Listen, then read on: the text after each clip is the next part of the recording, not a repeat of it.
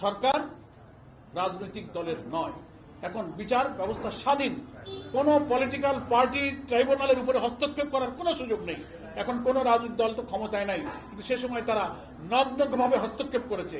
আপনারা আজকে রায়ের মধ্যে দেখেছেন তো, শেখ হাসিনা ওই সময় কিভাবে ডিকটেট করছে, আমি ওকে ফাঁসি দেবো, যেমন এই করবো সে করবো। আমি প্রধানের সাথে কথা বলেছি, কি সব ভাষায় তার ডিকটেশন গুলো। হ্যাঁ, জাতিসংঘের রিপোর্টে মানবাধিকার এবং গুম কমিশনের রিপোর্টের ডিটেলস আসছে। আমার মনে হয় আপনারা সবাই সাংবাদিক সচেতন, ফলে প্রশ্নাতীত ভাবে এই বিচার হচ্ছে স্বচ্ছ। ঠিক আছে, ধন্যবাদ। শেষ।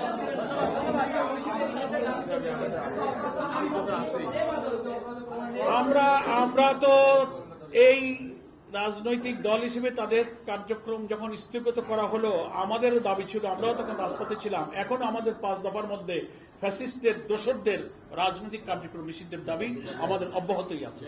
খোদা হাফেজ।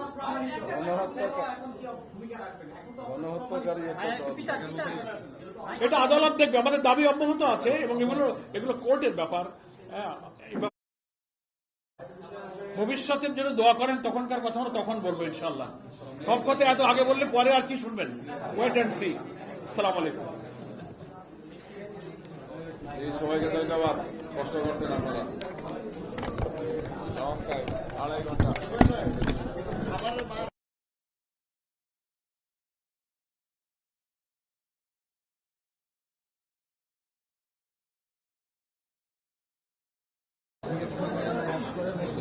বলছেন না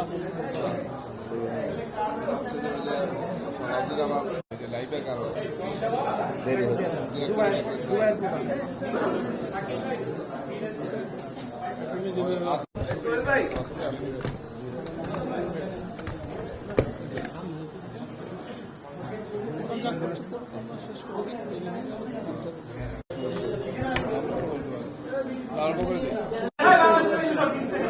একটু বড় করে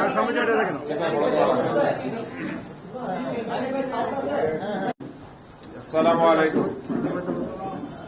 সম্মানিত সাংবাদিক বন্ধুগণ, উপস্থিত বাংলাদেশ জামাত ইসলামের কেন্দ্রীয় নেতৃবৃন্দ, আলহামদুলিল্লাহ আজকে বাংলাদেশের জন্য, এই জাতির জন্য গুরুত্বপূর্ণ একটি দিন।